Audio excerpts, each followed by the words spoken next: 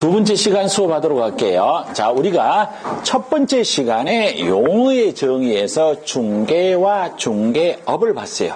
자, 우리 교재 33쪽에 박스 밑에 가보면 작은 새까만 4번에 가면 개업공인중개사라고 나왔어요. 자, 그래서 우리가 세 번째 개업공인중개사를 한번 공부해 볼게요. 자, 여기 요 개업공인중개사는 여기는 이 중개업과 더불어서 아주 중요한 거예요. 왜? 여러분들이 나중에 결국은 최종 목표가 뭐가냐면 개업공인중개사거든요. 그렇죠? 그러니까 이건 중요할 수밖에 없는 거예요. 자, 그래서 개업공인중개사라면 뭐라고 되어 있느냐 하면 양갈로 1번에 첫 번째 줄에 갑니다. 공인중개사법에 의하여. 자, 이걸 다른 말로 고치면 뭐냐면 이 법에 의하여 중개사무소를 개설 등록한 자를 말한다. 이렇게 돼 있어요. 따라서 등록을 하지 않고 중개업을 하는 자는 개업공인중개사는 용어를 사용할 수 어떻게 해요? 없다라는. 자, 그래서 여기에 개업공인중개사라 하면 이 의의는 정의는 당연하게 무슨 말이에요? 이 법이에요. 이 법은 당연하게 공인중개사법입니다. 그래서 이 법에 의하여 중개사무소를 갖다가 중개사무소를 개설 등록한 자를 말해요. 그래서 이 개업공인중개사는 이 법에 의해서 중개사무소를 개설 등록한 자를 말하는 것이지, 여러분들 이게 나중에 시험 문제를 풀다가 보면 개업공인중개사라면 이 법에 의해서 중개사무소를 개설 등록한 공인중개사를 말한다라고 하면 맞다 틀리다라고 하면 뭐라 그런다고요? 틀리다. 그건 조금 있으면 이제 알아지는데, 왜 법에서 뭐냐면 이 법에 의해서 중개사무소를 개설 등록한 자라 그랬지, 개설 등록한 공인중개사를 말하지는 않잖아요. 그냥 여기에 중개사무소를 개설 등록한 자를 말해요. 똑같은 논리로 이런 식으로 또 시험 문제를 낸다는 거예요. 개업공인중개사란 이 법에 의해서 중개사무소를 개설 등록하고 중개업을 영위하는 자를 말한다. 이렇게 시험 문제를 낸다는 거야. 그러면 언뜻 들어보면 아니 이 법에 의해서 중개사무소를 개설 등록하고 그러면 중개업을 영위하는 자가 개업공인중개사지. 당연하게 맞지. 라고 동그라미를 드는 순간에 답은 틀리다라는 거예요. 왜냐하면 휴업한 사람도 누구냐면 개업공인중개사. 그래서 여러분이 다른 옆으로 가면 안 되고 개업공인중개사 하면 뭐라고 생각하냐면 이 법에 의해서 중개사무소를 개설 등록한 자라고 정확하게 여러분들 머릿속에 넣어놔야 되는 거예요. 자, 그러면 그 밑에 내려가니까 우리 교재 33쪽이에요. 밑에 내려가니까 양갈로 2번에 뭐라고 하냐면 개업공인중개사가 뭐라고 하냐면 종별이. 자, 그럼 여기에 개업공인중개사의 종별이요. 이 개업공인중개사의 종별은 이게 뭐를 얘기하냐면 개업공인중개사의 종류가 종별이에요. 종류하면 좀 없어 보이니까 종별하면 좀 이뻐 보인다. 그죠? 좀 고상해 보이라고 종별이라고 한 거예요. 자, 이 종별은 이렇게 나누어져요. 첫 번째, 공인중개사의 개업공인중개사의 그 다음에 법인인 개업공인중개사예요.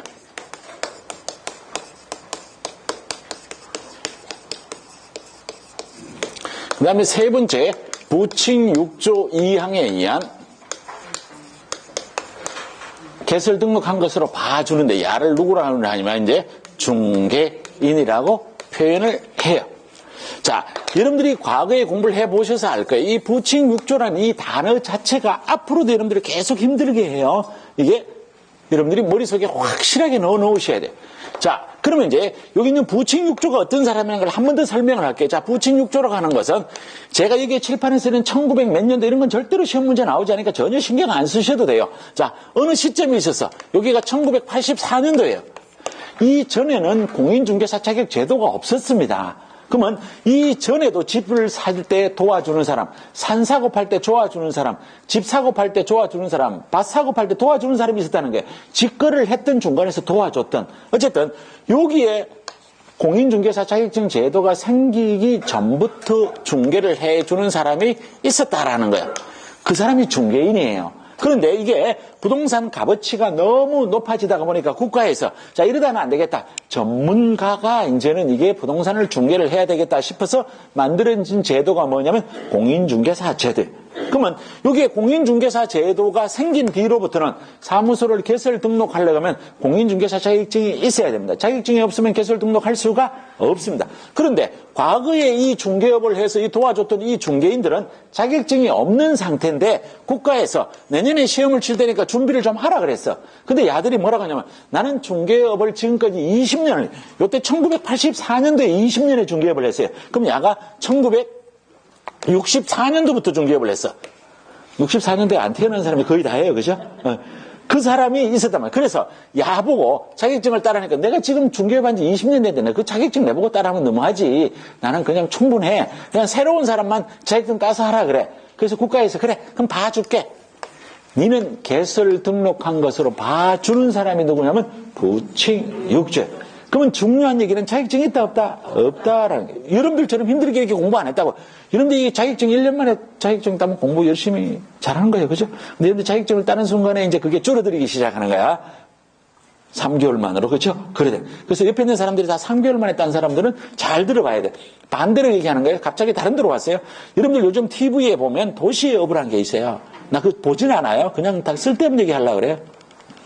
고기가 가장 빨리 자라는 시기가 언제라고 지난번에 한번 물어본 적이 있어요. 고기가 언제 제일 빨리 자라요? 외국이나 우리나 똑같아요.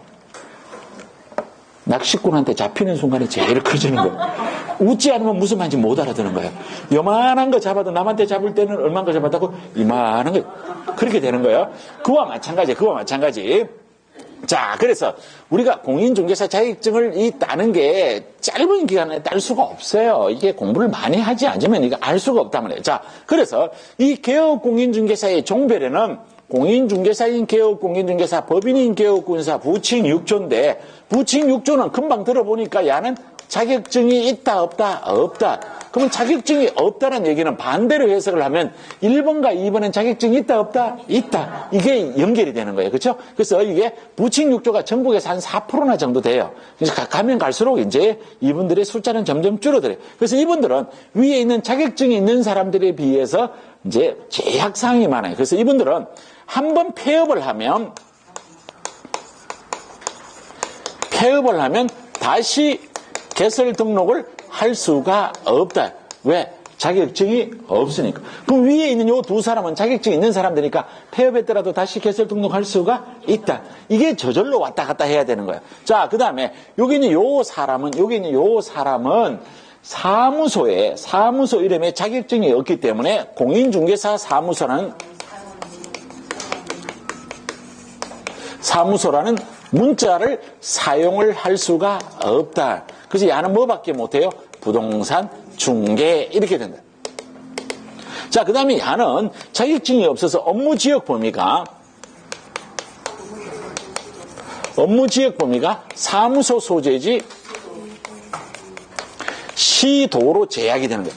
우리 이거 다음 주에 가면 바로 배워요. 그때 가면 또 안 들어본 것처럼 느껴져요. 자, 그 다음에 여기는 요 분은 이 공인중개사 자격증이 없다는 얘기는 어려운 민법 공부도 안 했다는 거예요. 그래서 이 법에 관련되는 얘기가 많이 나오는 이 경매와 공매라는 글자가 나오면 아무것도 할 수가 없다는 요 네 가지가 부칭육조가 제약받는 사항이에요. 그러면 부칭육조가 누군지를 알아고 이 얘기를 지금 하는 것 뿐이에요. 시험 문제에서 부칭육조가 제약받는 사항이 1번, 2번, 3번, 4번 이렇게 시험 문제를 안 내요. 한 개 지문은 나오지만 네 개가 동시에 다 나오지는 않는다. 그럼 누구나 다 안단 말이에요. 자, 요런 사람이 부칭육조라고 하고 이 부칭육조는 현재는 새로운 부칭육조가 발생해요? 안 해요? 안 해요. 이건 옛날부터 중개업을 해왔던 사람의 기득권을 보호해주는 제도예요. 자, 그럼 이제 남은 사람이 누구가 남았느냐 하면 공인중개사인 개업 공인중개사와 법인인 개업 공인중개사가 남았는데 아까 잠깐 얘기하다가 이제 숫자를 정확하게 안 봤는데 이게 전국에 있는 사람들의 법인은 약 1% 정도가 돼요. 요거는 한 3%에서 4%예요. 그럼 쉽게 말해서 94%에서 95%는 전부 누구냐면 공인중개사인 개업 공인중개사. 그럼 여러분들도 100명 중에 95명은 누구가 되냐면 공인중개사인 개업 공인중개사가 된다는 거예요. 그러면 여기는 공인중개사인 개업 공인중개사와 법인인 개업 공인중개사가 어떤 차이가 있는 걸 보는 거예요. 자, 공인중개사인 개업 공인중개사와 법인인 개업공인사도 전부 다 중개 대상물은 똑같습니다. 토지, 건축물, 그 밖에 토지의 정착물, 임목, 강업재단, 공장재단은 똑같아요. 자, 매도, 매수, 임대, 임차 똑같아요. 자, 여기에 도와주는 사람이 결국 우리가 지금 배운 요 개업 공인중개사예요. 자, 요 개업 공인중개사 밑에 소공이나 보조는 안 배웠지만 이따 배우겠지만 요거 두는 거예요. 근데 야가 지금 누구냐 하면 공인중개사인 개업 공인중개사를 배우는 거예요. 그럼 공인중개사인 개업 공인중개사는 뭐냐면 여러분들이 공인중개사 자격증을 취득을 하는 거예요. 그래서 사무소를 얻어갖고 여러분들의 등록증 이름에 여러분들 이름이 올라가는 거예요. 그리고 여러분들은 밑에 소공이나 보조원을 둬도 되고 안 둬도 돼요. 즉 혼자 근무를 해도 되고 여러 명이 근무를 해도 돼요.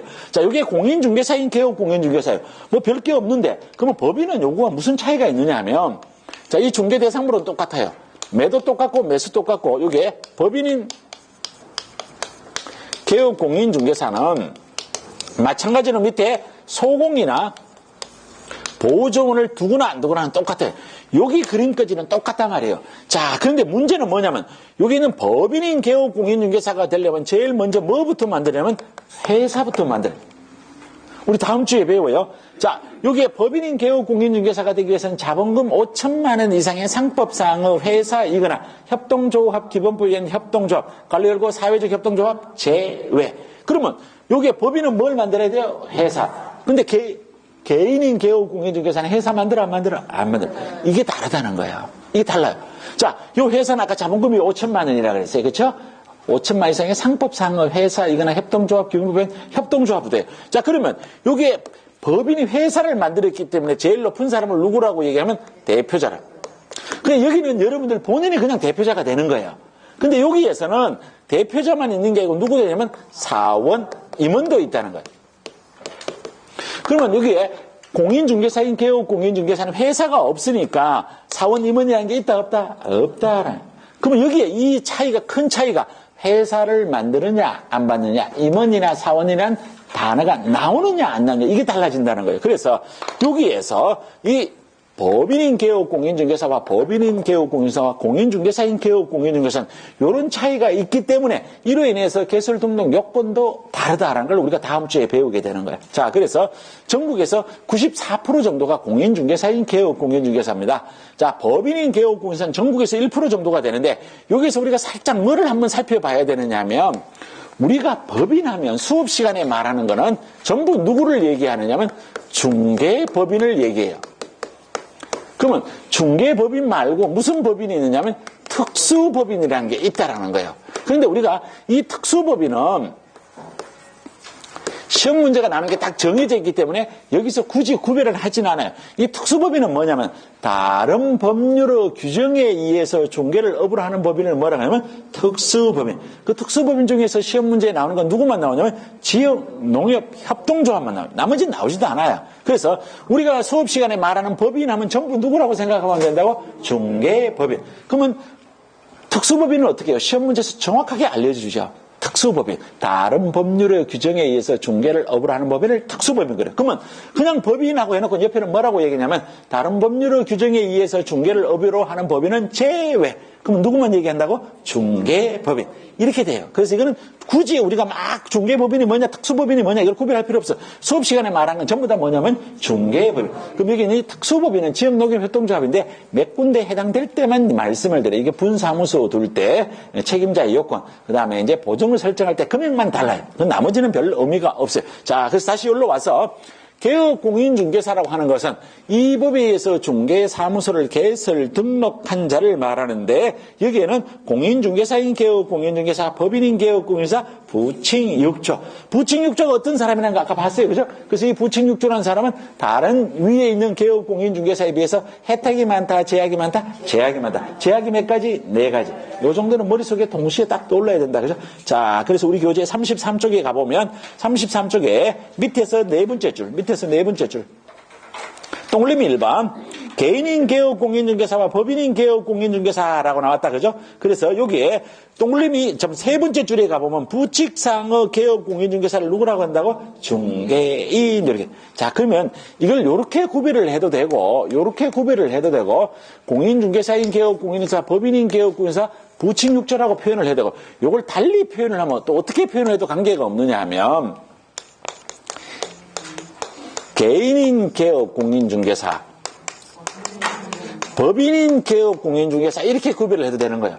그러면 개인인 개업 공인중개사는 다시 여기 넣어요. 공인중개사인 개업 공인중개사 누가? 부칙육조. 이 말이나 이 말이 똑같은 거예요. 이 말이나 이 말이 똑같은 거예요. 그럼 뭐냐면 개인에 대비되는 게 법인, 법인에 대비되는 게 개인 이런 뜻이에요. 그래서 이거는 뭐 여러분들이 다 충분하게 알 수 있는 거예요. 자, 그래서 한 장을 넘겨가 보니까 우리 교재 34쪽에 가보니까 제일 위에 똥림이 2번에 뭐라고 나와요? 특수법인. 자, 특수법인은 다른 거 공부하지 않습니다. 다른 법률의 규정에 의해서 중개를 업으로 하는 법인을 뭐냐면 특수법인. 누구만 기억하냐면 지역, 농협, 협동조합. 자, 우리 교재 밑에 박스에 가봐요. 자, 밑에 박스에 가보니까 특수법인 중 지역, 농업, 협동조합. 요 글자 하나만 알면 돼요. 다른 거는 시험 문제 안 나와요. 제일 밑에 박스. 박스에 가보니까 새파란 거에 우측에 가보니까 특수법인 중 지역 농협 협동조합하고 나와 있죠. 그죠? 제일 밑에 박스. 자, 제일 밑에 박스. 그래서 요 단어 하나만 알아주시면 된다라는 내용이에요. 자, 우측으로 갈게요. 자, 우측에 가보면 소속 공인중개사, 그 다음에 중개보존. 근데 우리가 앞에 3개를 빠져먹고 온 게 있었어요. 그래서 그걸 봐야 되니까 이제 네 번째 누구로 가야 되냐면 공인중개사. 자, 우리 공인중개사를 아까 점프를 해서 넘어왔어요. 그래서 거꾸로 책이 한 장 32쪽에 가보면 공인중개사가 나와요. 32쪽. 자, 공인중개사. 그러면 이제 우리가 이렇게 되는 거예요. 그죠? 자, 여러분들 이 학원에 오는 거는 뭐 잘 모르고 왔지만 제일 먼저 공인중개사 자격증 따러 왔잖아. 그죠? 그리고 나중에 다녀보니까 자격증 따갖고 사무소를 차려보니까 이게 뭐가 돼요? 개업 공인중개사. 이거만 관련되는 거예요. 그래서 이 공인중개사라고 하는 것은 용어의 정의상 이 법에 의해서 당연하게 다 이 법이에요. 공인중개사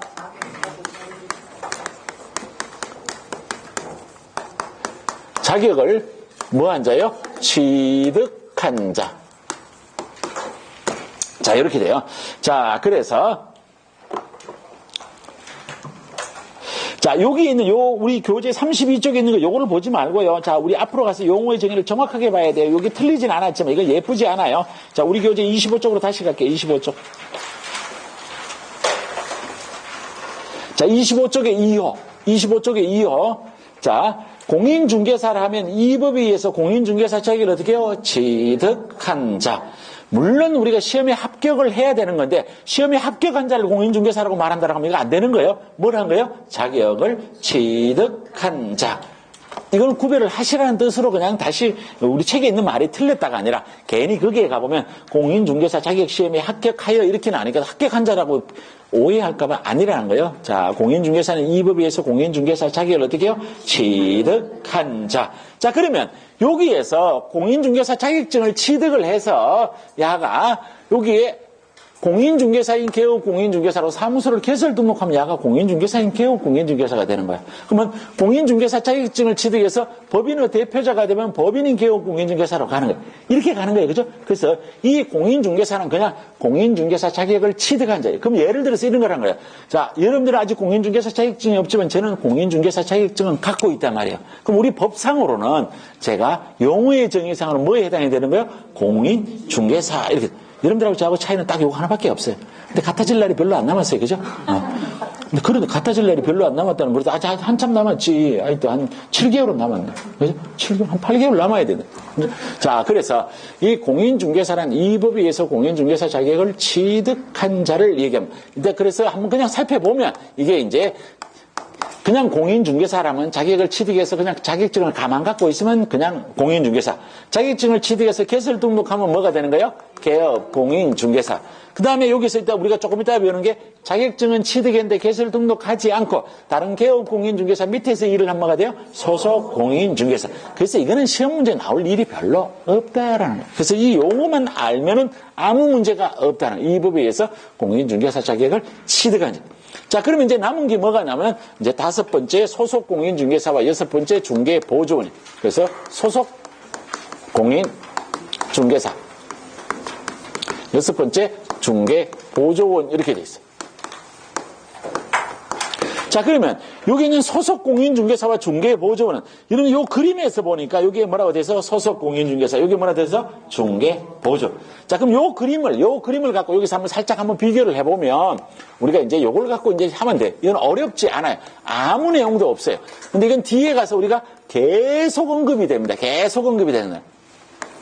자, 그럼 제일 먼저 자격증이 있나 없나, 그 다음에 업무를 수행을 할 수 있나 없나, 보조를 할 수 있나 없나, 나중에 가보면 우리가 배울 텐데 교육을 받아야 되는 그 교육을 받아야 되는 이제 어떤 내용의 교육을 받아야 되는 교육을 받아야 되는 대상이 어떤 교육이냐, 교육의 종류라고 적는 게 편하겠네요. 자, 교육을 어떤 교육을 받아야 되느냐, 그 다음에 인장은 등록을 해야 되느냐 아니냐, 이런 것까지를 우리가 한번 비교를 해보는 거예요. 자, 그래서 일단 용어의 정의를 배우는 파트니까 자, 우리 교재에 35쪽 갑니다. 35쪽. 자, 35쪽 제일 위에 가보니까, 소속 공인중개사의 정의. 개업 공인중개사에 소속된 누구예요? 공인중개사. 그럼 여기 봐요. 소속 공인중개사나 중개보조는 다 개업 공인중개사 밑에 있다는 그림상으로도 밑에 있잖아요. 그죠? 그럼 여기는 소속 공인중개사나 중개보조는 개업 공인중개사에게 당연하게 소속되어 있는 자격증이 있는 사람, 자격증이 없는 사람, 이런 뜻이에요. 자, 소속된 공인중개사라서 중개 업무를 뭐 하거나 수행. 자, 수행 동그라미. 개업 공인중개사의 중개 업무를 보조하는 자, 보조 동그라미. 자, 그 다음에 중개법인의 사원 또는 임원인 소속 공인중개사가 뭐가 돼요? 포함. 자, 포함 동그라미. 자, 이 단어는 전혀 틀리지 않습니다. 자, 맞는 말인데 우리가 이것도 우리가 앞에 가서 다시 25쪽 가서 용어의 정의의 법조문을 정확하게 한번 볼게요. 25쪽으로 왔습니다. 25쪽. 25쪽. 자, 25쪽에 오후에 소속 공인중개사라 하면 자, 개업 공인중개사에 소속된 누가? 공인중개사. 여기서는 갈로가 여기 있었단 말이에요. 갈로 열고 중개법인에 개업 공인중개사인 법인의 사원 또는 임원서 공인중개사인 자를 뭘래요? 포함 동그라미. 중개 업무를 수행할 때 수행 동그라미. 그 다음에 중개 업무를 보조할 때 보조 동그라미. 자, 그럼 여기서 잠깐만 들어봐요. 자, 여기에 가서 우리가 아까 살짝 얘기하다 여기서 마쳤는데 이 법인에서 제일 높은 사람을 누구라고 한다고요? 대표자. 자, 근데 이게 사원이나 임원이란 단어가 어디냐면 이 상법상의 회사에 가보면 주식회사, 합자회사, 한명회사, 유한회사가 있어요. 자, 있는데 요 주식회사에 일반 우리 직원들 말고 부장 다음에 높은 사람을 우리가 누구래요? 이사, 상무, 전무. 이런 사람을 우리가 뭐라고 부르냐면 이걸 임원이에요. 주식회사에서는 임원이라고 불러요. 근데 이게 합자회사와 한명회사의 높은 사람은 뭐라고 하냐면 사원이라고 불러요. 근데 요 중에서 자격증이 있는 사람과 자격증이 없는 사람이 구별되는 거예요. 모두 자격증이 있어도 괜찮지만 모두 자격증이 없으면 안 돼요. 법에서 정한 일정한 숫자는 자격증이 있어야 돼요. 그래서 요 중에 3분의 1은 누구여야냐면 공인중개사여야 돼요. 공인중개사 자격증이 있으면 야는 용어의 정의상 뭐 해야 되냐면 소속 공인중개사다. 이 말이에요. 자, 그래서 여기에 소속 공인중개사를 보면 우리가 다시 원래 페이지대로 돌아갑니다. 자, 원래 페이지 뒤에 35쪽이에요. 35쪽 갖다 놓으시고 자, 야는 공인중개사란 말이에요. 그러면 공인중개사니까 야는 자격증이 어떻게 해야 돼요? 있다. 그리고 갈로 열고 중개법인의 사원 임원으로서 공인중개사인 자를 뭘래요? 포함. 자, 업무를 수행을 아까 했어요? 못했어요? 했어요. 자, 보조도 어떻게 해요? 했어요. 이렇게 돼 있어요. 자, 그래서 소속 공인중개사라고 하는 것은 우리가 법조문이 너무 길어요. 그래서 우리는 공인중개사 자격증이 있고 갈로 열고 중개법인의 사원 임원으로서 공인중개사 인자를 포함을 하고 업무를 뭐하고 수행도 하고 뭐도 하고 보조도. 이런 사람을 누구라 그래요? 소속 공인중개사. 자, 그럼 이제 중개보조원을 먼저 한번 가볼게요. 자, 중개보조원. 우리 교재 35쪽입니다. 35쪽. 자, 35쪽. 자, 35쪽에 중간중간이니까 작은 새카만 네모 6번에 가니까 중개보조원하고 돼 있어. 자, 중개보조원의 용어의 정의가 가니까 뭘로 시작해요? 공인중개사가 아닌 자로서. 개업공인중개사에 소속되어 있는 건 그림상 밑에 있으니까 소속되어 있고 중개 대상물에 대한 현장 안내 및 일반 서무 등 개업공인중개사의 중개 업무와 관련된 단순한 업무를 뭘 해요? 보조. 자, 그럼 요걸 딱 해보면 야는 공인중개사 자격증이 있다 없다? 없다. 자격증 없다요. 자격증 없다라고 하니까 너무 없어 보이니까 법에서는 아주 예쁘게 뭐라고요? 공인중개사가 아닌 자로. 근데 시험 문제를 낼 때 이걸 뭐라고 하냐면 공인중개사로서 하면 눈에 안 보여요. 아닌 자로서 로서가 공인중개사 자격증이 있다 없다를 포인트를 두고 눈에 보면 보이지만 그냥 보면 똑같은 글자로 보인다는 거예요. 그래서 틀리다는 거예요. 자, 그래서 이게 공인중개사가 아닌 자로서 이렇게 돼요. 자, 업무를 수행이라는 단어가 나오지 않습니다. 현장 안내 및 일반 서무 등 단순한 업무를 뭐냐면 보조를 해야 돼. 그럼 여기까지를 딱 보는 순간에 자격증이 있다 없다는 우리가 여기에는 소속 공인중개사 할 때 용어 안에 공인중개사가 들어가 있어요. 그래서 자격증이 있다 없다는 쉽게 알아. 그 다음에 보조는 개업공인중개사 밑에 일을 있으니까 개업공인중개사를 도와주는 건 당연한 거예요. 그래서 차이점이 뭐가 있다고요? 수행을 하느냐 못하느냐. 그러면 수행이라고 하는 게 뭐냐면 이 개업공인중개사가 하는 일들 중에서 중요한 걸 우리가 수행이라고 그래요. 이 제일 중요한 게 뭐냐면 사러 온 사람한테 물건 설명하는 걸 확인 설명이라고 그래요. 그 다음에 확인 설명할 내용을 법정 서식에 담는 걸 뭐냐면 확인 설명서를 작성한다. 그 다음에 이 확인 설명을 잘 들어보니까 내가 살게요 하면 이거를 갖다가 이제 문서로 남기는 뭐냐면 이게 거래 계약서. 이거를 하는 것을 우리가 뭐라고 표현하냐면 수행이라. 그러면 쉽게 말해서 여기에 있는 소속 공인중개사는 개업공인중개사가 하는 중요한 일인 확인 설명 작성, 거래 계약서를 작성할 수가 있다. 그럼 반대로 얘기하면 야는 업무를 수행 못하니까 중개보조원은 확인 설명도 못하고 확인 설명서 작성도 못하고 거래 계약서 작성도 못한다. 그래서 혹시나 싶어서 오늘 이제 혹시 처음 수업을 든 사람이 아니 내가 알고 있는 사람은 자격증 없는데 다 하던데 이런 거를 머릿속에 떠올리는 순간에 공인중개사법 시간은 공부가 한 개도 되지 않는다. 법적으로 하면 된다 안 된다? 안 된다. 근데 숨어서 하는 걸 내가 어떻게 하느냐? 어떻게 할 수가 없다. 그렇게 된다고 생각을 하고 넘어가야 돼. 자, 그래서 이건 수행은 엄청나게 중요한 거야. 자, 여기까지가 뭐에 관련되는 얘기냐면 용어의 정의상 소속 공인중개사와 중개보조를 구별하는 거야. 그럼 우리가 공부가 조금 더 돼 있으니까 이 소속 공인중개사가 되려고 하면 사전에 무슨 교육 받아야 돼요? 실무교육. 야는 무슨 교육 받아야 돼요? 직무교육. 이런 단어도 있다는 거야. 자, 그 다음에 여기는 소속 공인중개사는 인장을 등록해야 될 의무가 있다 없다? 있다. 야는 인장을 등록해야 될 의무가 없다. 왜? 찍을 데가 없다. 그렇죠? 찍을 데가 없어요. 자, 근데 문제가 뭐가 있냐면 그냥 한번 보는 거예요. 그냥 한번 보는 거예요. 자, 고용신고는 소속 공인중개사만 해요? 중개보조원도 해요? 둘 다 해요. 언제까지 해야 돼요? 업무 시작 전. 그래, 업무 시작 전. 법에는 업무 시작 전 없어요. 그죠? 업무 개시 전. 그냥 알아만 들으면 돼요. 그 다음에 고용관계 종료신고는 고용관계 종료일부터 며칠? 10일. 7일, 10일. 10일. 그러니까 이게 헷갈린다니까. 워낙 7일도 많이 나고 10일도 많이 나니까. 자, 그래서 고용관계 종료신고는 고용관계 종료일부터 며칠이요? 10일이에요. 그렇죠? 이렇게. 자, 여기 이제 소속 공인중개사와 중개보조원에 대해서 여기 이제 교육의 종류와 인장 등록과 고용신고에 관한 내용까지 살짝 한번 이렇게 겹쳐봤어요. 자, 그러면 여기까지 관련되는 내용을 우리 문제를 한번 볼게요. 자, 오늘 나눠준 문제.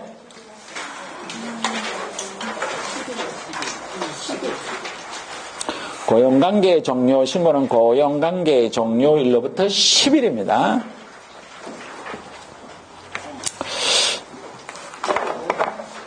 갑자기 이제 막 7일이 먼저 궁금하죠, 그죠? 인장 변경 등록은 변경일로부터 7일이에요. 자, 그죠? 그래, 알아들으면 그나마 다행. 이런 것도 궁금하면 뭔가 좀 아는 거예요. 자, 우리 1번 문제 볼게요. 1번. 자, 1번. 자, 이제 문제를 여러분들하고 저하고 이제 보는데 이런 거예요. 자, 이제 목적이 우리가 두 가지가 있는 거예요. 뭐가 있느냐면 수업 시간에 이렇게 들었는데 시험 문제를 한 문제라도 한번 풀어본다는데 일단 의미가 있는 거예요. 두 번째, 이제는 조금씩 뭐더 늦게 가 있냐면 0.1mm씩 앞으로 나아가야 돼요. 시험 문제 푸는 요령도 필요한 거예요. 그 요령이 뭐냐면 아까 우리가 2번 문제 풀을 때 제가 뜬금없이 5번부터 푼 게 뭐냐면 이게 뭔 말일까? 잘 모르는 것도 나올 수 있어. 잘 모르는 거와 시험 문제 답 찾는 거는 반드시 일치하지 않습니다. 뭔 얘기냐면 잘 모르는 건 답이 될 가능성이 거의 없다. 거의 없습니다. 여러분들이 잘못 헷갈리는 게 답이 될지언정 여러분들이 안 배운 게 답이 될 가능성은 거의 없습니다. 이런 것도 연습을 하는 거예요. 자, 1번 공인중개사법의 용어의 정의에 대한 설명이다. 뭐라고 되어 있어요? 틀린 거를 물어서 틀린 거. 근데 1번 읽는 순간에 맞는 걸 또 틀린 거라고 생각하면 안 된다. 이게 여러분들 거짓말 같지만 이런 실수를 되게 많이 해요. 지금 우리 뭘 찾으면 틀린 걸 찾아요. 자, 1번 봅니다. 중개. 자, 중개하면 여러분들이 저를 잡아야 돼요. 자, 이 용어의 정의는 머릿속에 뭐가 뜨려면 거의 여러분들이 이 용어의 정의를 외워서 이 글자를 보고 글자를 맞다 틀리다가 하는 게 아니라 여러분들이 알고 있는 머릿속에 있는 내용과 이 글자가 같나 다르냐를 구별하는 거예요. 저는 시험이 그렇다고 보는 거예요. 시험은 머릿속에 있는 게 이겨 있는 이제 시험 지문에 나온 글자와 같나 다르냐를 따지는 것이지 이걸 읽으면서 머릿속으로 생각해서 답을 찾는 것은 제가 볼 때 공인중개사 시험은 그렇지 않다는 거예요. 그런 내용이 별로 없다는 거예요. 생각할 게 별로 없어요. 그냥 딱 보면 답이 나오는 거예요. 자, 그러면 중개를 봐요. 자, 중개. 시험 문제 보기 전에. 자, 중개라고 하는 것은 뭐예요? 법 제3조에 나오는 중개 대상물에 대해. 뭐예요? 거래, 당사자, 매매, 교환, 임대차, 그 밖의 권리여 득실 병행한 행위를 알 수는 그럼 같아요, 달라요? 같아요. 그럼 뭐가 되는 거예요? 맞는. 2번 갑니다. 2번. 자, 중개업입니다. 자, 봐요. 자, 중개업 하면 여러분 이 글을 먼저 보면 안 된다니까. 왜? 글에 딸려간단 말이에요. 중개업 하면 뭐부터 떨려야 돼요? 다른 사람의 의뢰에 의하여 일정한 보수를 받고 중개를 업으로 행하는 걸 말해요. 근데 여기서 시험 문제에서 뭐라고 물었냐면 중개업이라면 뭐가? 개업, 공인, 중개사. 개업, 공인, 중개사가 해. 그런 게 어디 있어? 그러니까 시험 문제는 공부가 조금 된 상태에서 뭐가 필요하면 상당히 요령이 필요한 거예요. 그러니까 중개업은 일반인이 하면 무등록이 되는 거란 말이에요. 그렇죠? 근데 여기서는 개업, 공인, 중개. 이게 설명을 못하겠어. 무슨 말인지. 일반인도 다른 사람의 의뢰에서 일정한 보수를 받고 중개를 넣어버리면 중개업에 해당이 되니까 무등록 개업 공인중개사로 처벌을 받는 거죠. 이해됐죠? 그죠? 그럼 틀린 답 몇 번이에요? 2번. 자, 여기서 문제가 뭐냐면 그냥 틀렸어요? 확실하게 틀렸어요? 대충 틀렸어요? 확실하게. 대답을 잘해야 돼. 어떻게 틀렸어요? 확실하게 틀리면 밑에 걸 안 읽어야 돼요. 이런 연습이 필요해요. 근데 지금은 공부를 하니까 풀어보는데 여러분들이 확실하게 틀렸다고 생각하는 순간에 그 지문을 한 번 더 읽는 거예요. 그게 훨씬 낫지. 밑에 지금 3개가 남았잖아. 근데 이거 한 번 더 읽으면 읽었던 거 읽으니까 시간이 훨씬 더 절약되지. 그러면 시간이 안 모자라요. 근데 봐요. 여러분들 아마 3월달 모의고사를 치는 걸로 학원 스케줄표에 나와 있는 것 같아. 3월, 아니 몰라. 내가 하는 말 진짜인지 거짓말 그건 따지지 말고 시험을 쳐본단 말이에요. 시험을 치면 학생들이 하는 얘기가 1번이 뭐야? 시간 모자란. 누구라도 다 시간 모자라. 왜? 읽은 거 또 읽어봐. 다 시간 모자라지. 이런 거를 조금씩 연습해 간다는 거. 조금씩. 자, 그래서 4번, 이제 요거 틀렸는데 그냥 틀린 게 아니고 확실하게 틀렸으니까 밑에 걸 안 봐야 돼요. 자, 3번. 공인중개사람. 자, 공인중개사라 하면은 어디 갔어? 공인중개사람 이 법에 의해서 공인중개사자가 어떻게 해요? 취득한 자. 자, 개업공인중개사. 자, 개업공인중개사는 이 법에 의해서 중개사무소를 어떻게 해요? 개설 등록한 자. 자, 5번 가봐요. 소속 공인중개사가 이렇게 시험 문제 길단 말이에요. 이걸 다 볼 수가 없으니까 우리는 뭐라고? 공인중개사 자격증이 있고 관리일고 법인의 사원임으로서 공인중개사인자를 포함하고 업무를 수행도 하고 보조다. 이게 있으면 뭐가 되냐면 소속 공인중개사가 맞다. 무슨 말인지 이해가 되나요? 네. 이렇게 찾아가는 거예요. 자, 그래서 1번 문제도 다 풀었어요. 자, 그래서 우리가 교재가 이제 어디로 가느냐 하면 우리 교재 36쪽으로 갑니다. 36쪽. 자, 교재 36쪽으로 갑니다. 자, 교재 36쪽에 가보면 뭔 얘기가 나오냐면 중개 대상물하고 나와요. 자, 그러면 우리가 제가 뭐 잘못했어요? 근데 왜 옆에서 그런 큰 소리가 자꾸 나와? 여러분들이 지금 옆에서 큰 소리 나오면 안 된다고 아까 제가 말씀을 드렸는데, 여러분들 마이크 소리 다 들어가. 그 정도 큰 소리면. 그쵸? 그래서 조금만 큰 소리로 해. 조금만 큰 소리로. 자, 이 중개 대상물 하면 우리가 뭐를 배우냐면 이거란 말이에요. 이거예요. 요게 조금 더 확대가 돼가지고 요게 되는 거예요. 요게 조금 더 확대돼갖고 어떤 지문에 이게 중개 대상물이 되느냐 안 되느냐. 이 중개 대상물이 되느냐 안 되느냐가 왜 중요하냐면 이 중개 대상물에 해당되는 것을 계속적 반복적으로 영리를 목적으로 할 수 있는 사람은 누구만 할 수 있어요? 개업, 공인, 중개사. 일반인은 하면 돼야 안 돼요? 안 돼요. 그러면 중개 대상물에 해당되지 않는 것은 일반인이 계속 해도 돼야 안 돼요? 돼요. 이걸 구별하기 위한 거예요. 그러면 결론적으로는 우리가 지금 배우는 이 중개 대상물은 요거에 관한 걸 공부를 하는데 요게 조금 더 확대되면 요게 이렇게 되는 거예요. 요게 조금 더 확대되면 여러분들이 이제 생소한 단어가 몇 개가 나와서 이게 중개 대상물이 되느냐 안 되느냐 이걸 따지는 거예요. 요걸 배우는 것이에요. 자, 그래서 우리 교재에 36쪽에 가보니까 박스가 나와 있다, 그죠? 우리가 아까 봤던 이게 법 제3조란 말이에요. 자, 법 제3조에 가보니까 이 법에서 정한 중개 대상물은 다음과 그와 같다. 1호에 가니까 뭐라고 되냐면 토지. 2호에 가니까 건축물 그 밖에 토지요 정착물. 자, 3호에 가니까 뭐라고 하냐면 그 밖에 대통령령이 정하는 재산권 및 물건. 이 말이 무슨 얘기냐면 자, 법이 있고 법 다음에 아까 뭐가 있어요? 시행령. 시행령 밑에 뭐냐면 시행규칙. 여기 위임되는 과정을 보여준다라는 뜻이에요. 자, 근데 거기 밑에 가보니까 이제 영에 가보니까 뭐가 냐면 임목이 나온다는 거예요. 그 밑에 가니까 뭐가 나오면 공장, 재단과 광업.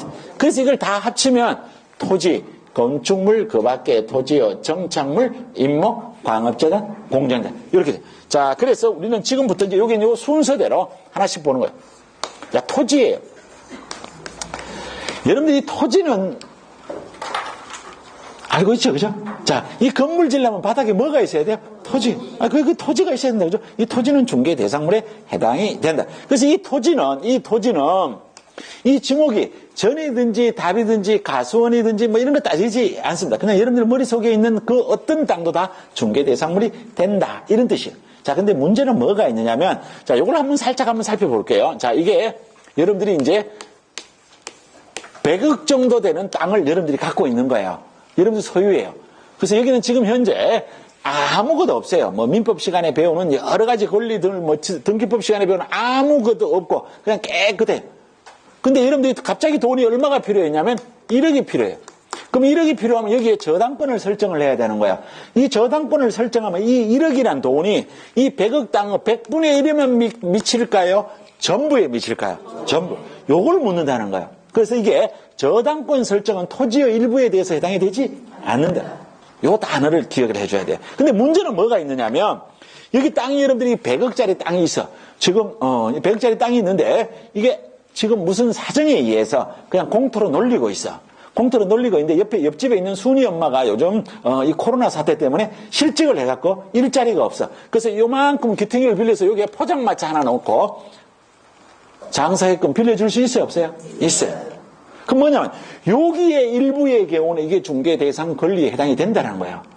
근데 여기에 저당권을 설정하는 건 일부에 된다 안 된다? 안 된다. 일부에 안 되는 게 두 개가 있다고. 저당권 설정과 뭐냐면 분필을 하지 않는 소유권의 일부를 매매의 대상은 되지 않는다. 그건 나머지 여기에 지상권이나 지역권을 설정하는 것은 가능하다. 이것만 알면 되는 거예요. 이건 나머지는 시험 문제 나올 내용이 없어요. 실제로 나올 내용이 없습니다. 자, 그래서 우리는 이제 어디를 이제 한번 가보느냐 하면 36쪽이에요. 36쪽. 자, 36쪽에서 양갈로 1번에 뭐가 나와요? 토지. 자, 동글림이 2번에 가보면 중개 대상물에 해당하는 토지와 해당되지 않는 토지라는 거 있어요. 자, 그래서 토지 중에서도 중개 대상물이 될 수 있는 것과 될 수 없는 경우가 있다. 자, 여기까지 설명을 하고 나서 이제 여러분에게 큰 그림을 하나 그려주는 거예요. 자, 이거는 제가 아까 살짝 보여준 거는 개별적인 거에 관한 얘기를 했고, 지금 우리 책에서 하는 얘기를 조금만 더 이제 확대를 해서 전체의 그림을 한번 그려보면 이런 그림을 그릴 수가 있어요. 중개 대상물이 되려고 하기 위한 요건이라고 표현할게요. 자, 중개 대상물이 되기 위한 요건이에요. 자, 일단 중개 대상물이 되려고 하면 우리 공인중개사법의 제3조에 나오는 법정 중개 대상물이어야 돼요. 그럼 이 법정 중개 대상물이 뭐였느냐면 토지, 건축물 그 밖에 토지의 정착물, 임목, 광업재단, 공정대. 그러면 여기에서 뭔 단어가 나오냐면 이런 단어가 나올 수 있다. 자동차, 선박, 항공기는 중개 대상물이 아니다. 그러면 집에 가서 자동차, 선박, 항공기가 중개 대상물이 아니다라고 공부를 해야 될 게 아니라 이게 법정 중개 대상물이 아니니까 중개 대상물이 아니다. 이런 얘기예요. 그렇게 가야 되는 거예요. 자, 그 다음에 두 번째. 이 법정 중개 대상물이다 하더라도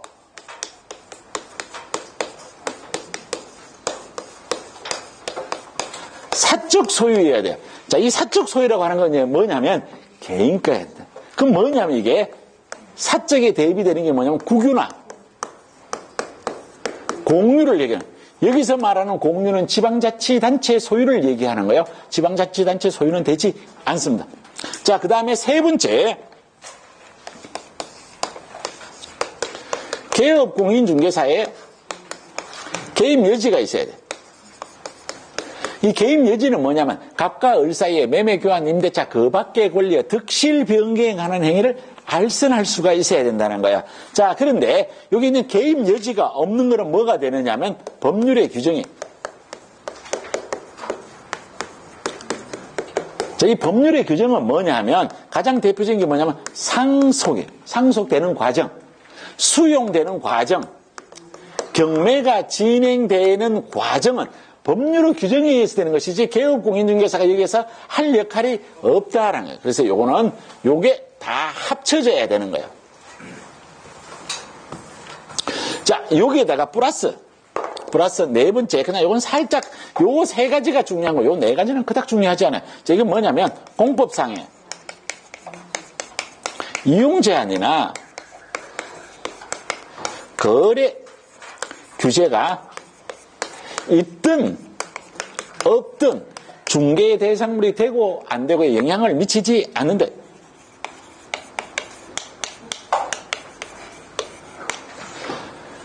자, 그러면 이걸 갖고 우리가 살짝 몇 가지만 한번 말을 한번 만들어 보는 거예요. 말을 만들어 보는 거예요. 자, 예를 든 거예요. 토지는 중개 대상물이다 아니다? 이다, 그죠? 이다, 그래도 이다. 자, 그런데 문제가 뭐냐면 이걸 갖고 또 나누어 보는 거예요.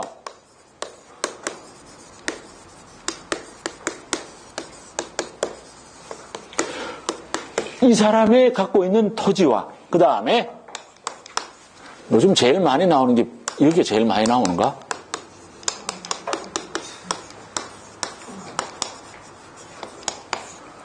요거는 중개대상물이에요. 요거는 중개대상물이 아니다. 왜 아니라고? 이렇게 된다는 거예요. 이게 달라진다는 거예요. 자, 그 다음에 봐요. 토지는 토지인데 또 뭐라고 하느냐면 지금 현재 토지가 있는데 이 토지는 중개대상물인데 요 토지가 홍길동시 소유 토지는 중개대상물입니다. 근데 이게 홍길동시가 사망을 해서 홍길동 다시로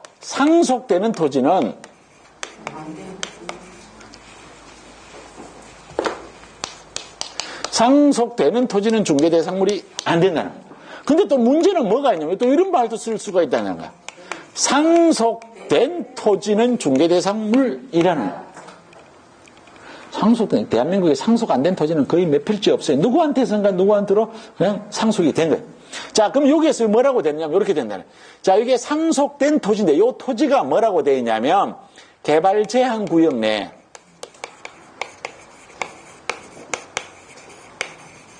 근저당이 설정된